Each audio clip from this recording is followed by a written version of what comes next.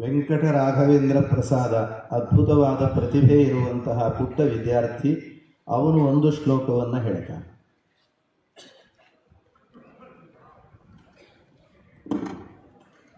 ಶ್ರೀ ಗುರುಭ್ಯೋ ನಮಃ. ಹರಿ ಓಂ. ಪರಮ ಪೂಜ್ಯ ಶ್ರೀ ಪಾರಾಯಣಗಳವರ ಸುವರ್ಣ ಮಹೋತ್ಸವದಲ್ಲಿ ಶ್ರೀಗಳವರಲ್ಲಿ 4 ಮಾತುಗಳನ್ನು ಹೇಳಲು ಇಚ್ಛಿಸುತ್ತೇನೆ. ಸಿಂಹದ ಮರಿಯು ಸಿಂಹದಂತೆ ಇರುತ್ತದೆ ಎನ್ನುವಲ್ಲಿ ನಮ್ಮ ಸ್ವಾಮಿಗಳವರೇ ದೃಷ್ಟಾಂತ. ಶಾಸ್ತ್ರೇ ಸಿಂಹ ಸಾದೃಶ್ಯಂ ಸತ್ಯಂ ಶಾಸ್ತ್ರಾಟನೇಚರೇ ಸತ್ಯಾತ್ಮಶಾಖೆ ದೃಷ್ಟಂ ಸಪ್ರಮೋದ ನುಡಿಯೇಂದ್ರತ. ಇದರ ಅರ್ಥ ಏನೆಂದರೆ, ಸತ್ಯಾತ್ಮತೀರ್ಥರೆಂಬ ಸಿಂಹದವರು ಶಾಸ್ತ್ರವೆಂಬ ಕಾರಣದಲ್ಲಿ ಸಂಚರಿಸುತ್ತಾ ಶ್ರೀ ಸತ್ಯಪ್ರಮೋದ ಎಂಬ ಸಿಂಹವನ್ನೇ ಹೋಲುತ್ತಾರೆ.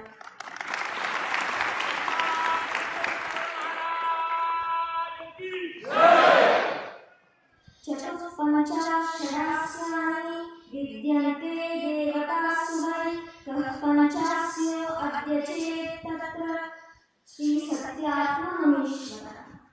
ದೇವತೆಗಳಲ್ಲಿ ಕೆಲವರು 4 ಮುಖದವರಿರುತ್ತಾರೆ, ಕೆಲವರು 5 ಮುಖದವರು, ಕೆಲವರು 6 ಮುಖದವರಿರುತ್ತಾರೆ.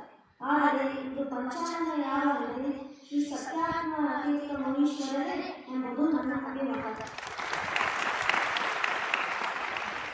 ಇಲ್ಲಿ ಪಂಚಾಕ್ಷರ ಎಂದರೆ ಸಿಂಹ ಎಂದು ಅರ್ಥ. ಭೂಮಿ ಮಧ್ಯೆ ಸ್ವರ್ಣಮೇರು ಶ್ರೂಯತೆ ನ ದೃಶ್ಯತೆ ನಾಣ್ಯತ್ರ ದುರ್ಗ್ಯತಾಮೇಯ ಸುವರ್ಣೇ ಅತ್ರಯ ರಾಜತಿ. ಇದರ ಅರ್ಥ ಏನು ಅಂದರೆ, ಭೂಮಿಯ ಮಧ್ಯೆಯಲ್ಲಿ ಸುವರ್ಣವಾದ ಮೇರು ಪರ್ವತವು ಇರುತ್ತದೆ ಎಂದು ಕೇಳಿದ್ದೇವೆ, ಆದರೆ ನೋಡಿಲ್ಲ. ಆ ಪರ್ವತವನ್ನು ಬೇರೆ ಎಲ್ಲಿಯೂ ಹುಡುಕಬೇಡಿ, ಏಕೆಂದರೆ ಸುವರ್ಣ ಎಂದರೆ ಶಾಸ್ತ್ರಭೂಷಿತವಾದ ಜ್ಞಾನ ಪರ್ವತಗಳು. ಇಲ್ಲಿಯೇ ರಾಜಿಸುವಾಗ ಬೇರೆ ಕಡೆ ನೋಡುವುದು ಅವಶ್ಯವಿಲ್ಲ.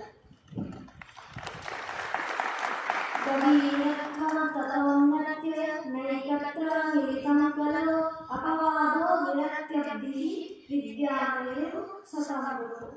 ಆಳ ಹಾಗೂ ಎತ್ತರ ಎರಡೂ ಒಂದೇ ಕಡೆ ಕೂಡಿರುವುದು ಕಂಡಿಲ್ಲ. ಇದಕ್ಕೆ ಅಪವಾದ ನಮ್ಮ ಗುರುಗಳು. ಹೇಗೆಂದರೆ, ಗುರುಗಳು ವಿರಕ್ತಿಯಿಂದ ಗಂಭೀರವಾದ ಸಾಗರದಂತೆ ಇರುತ್ತಾರೆ ಹಾಗೂ ವಿದ್ಯೆಯಲ್ಲಿ ಮೇರು ಪರ್ವತದಂತೆ ಉನ್ನತರಾಗಿರುತ್ತಾರೆ. ಸಸೀತಭಕ್ಷತಕೋಟ್ಯಾಮ್ಯೋ ಚತುರಾಸ್ಯೇಯ ಪೂಜಿತಃ ರಾಮೋ ಬಾಲಕೋಟಿ.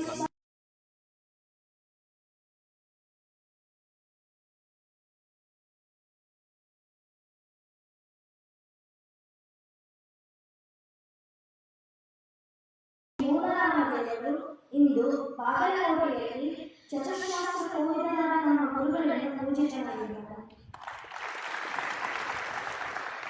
ಸ್ವಾಮಿ ನದ್ಯತೋ ವಿದ್ಯುತೇವ ನಗರಂ ವಿದ್ಯೋತಯನ್ ಅದ್ವಯ ನಿರ್ಗಚ್ಚೇತ್ಯದಿ ಭಕ್ತತೃಪ್ತಿ ಕಲಶೋ ನಾಟೋರಯತ್ ವಾರ್ಷಿಕ ಚಾತುರ್ಮಾಸ್ಯ ಮಹೋತ್ಸವಂ ವಿಗದತ ಸುಜ್ಞಾನ ದೃಷ್ಟಿ ಫಲಂ ಶ್ರೀ ಸತ್ಯಾತ್ಮ ಗುರು ಮಹಾಕುಲಗುರು ಭೂಯಾತ್ವಯ ಅನುಗ್ರಹ.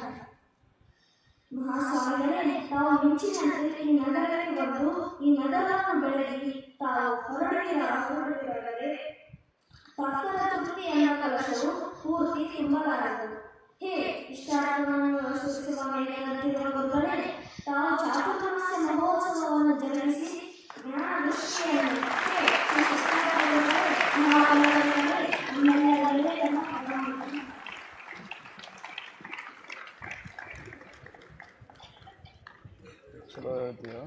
ಬ್ರಹ್ಮಾದಿ ದೇವತೆಗಳು ಪ್ರಾರ್ಥನೆ ಮಾಡಿದರೂ ಶಾಂತನಾಗಿ ಒಲಿಯದ ನರಸಿಂಹ ಪುಟ್ಟ ಬಾಲಕನ ಪ್ರಾರ್ಥನೆಗೆ ಶಾಂತನಾಗಿ ಒಲಿದ ಅಂತ ಭಾಗವತದಲ್ಲಿ ಕೇಳ್ತೇವೆ. ಊರಿನ ಎಲ್ಲರೂ ಪ್ರಾರ್ಥನೆ ಮಾಡಿದ್ದೇವೆ ಒಂದು ಚಾತುರ್ಮಾಸ್ಯ ಬಾಗಲಕೋಟೆಯಲ್ಲಿ ಆಗಬೇಕು ಅಂತ. ಆದರೆ ಆ ಮುಗ್ಧವಾದ ಬಾಲಭಾಷೆಯಲ್ಲಿ ಪ್ರಬುದ್ಧವಾದಂತಹ ಈ ಶ್ಲೋಕಗಳ ಮೂಲಕ ಭಕ್ತ ಪ್ರಹ್ಲಾದನಂತೆ ಆ ಬಾಲಕ ಶ್ರೀಪಾದಂಗಳವರಲ್ಲಿ ಚಾತುರ್ಮಾಸ್ಯಕ್ಕಾಗಿ ಪ್ರಾರ್ಥನೆಯನ್ನು ಮಾಡಿದ್ದಾನೆ. ಅದನ್ನಾದರೂ ಮನ್ನಿಸಿ ಯಾವ ಇಸ್ವಿ ಅನ್ನೋದನ್ನು ಶ್ರೀಪಾದಂಗಳವರು ತಮ್ಮ ಅನುಗ್ರಹ ಸಂದೇಶದಲ್ಲಿ ಘೋಷಣೆ ಮಾಡಿದರೆ ಇವತ್ತಿನಿಂದಲೇ ಅದರ ಸಿದ್ಧತೆಯನ್ನು ನಾವು ಮಾಡಲಿಕ್ಕೆ ಸಾಧ್ಯ ಆಗ್ತದೆ. ನಿಮ್ಮ ಈ ಚಪ್ಪಾಳೆ ಇಷ್ಟು ಸಾಲೋದಿಲ್ಲ, ಈ ಮೇಲಿನ ಛತ್ತ ಹಾರಬೇಕು.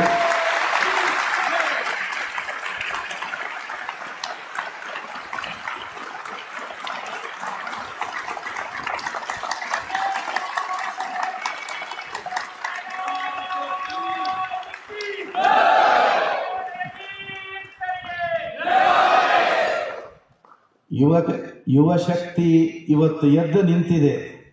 ಶ್ರೀಪಾದಂಗಳವರಲ್ಲಿ ಮಾಡೋ ಪ್ರಾರ್ಥನೆ ಅಂದರೆ ಆ ಯುವಶಕ್ತಿ ಮಲಗೋದರ ಒಳಗೆ ನಮಗೆಲ್ಲ ಅದನ್ನು ಕಣ್ತುಂಬಿಕೊಳ್ಳುವಂತಹ ಒಂದು ಸೌಭಾಗ್ಯವನ್ನು ಕರುಣಿಸಬೇಕು ಅಂತ ನಾನು ಅವರಲ್ಲಿ ಪ್ರಾರ್ಥನೆಯನ್ನು ಮಾಡಿ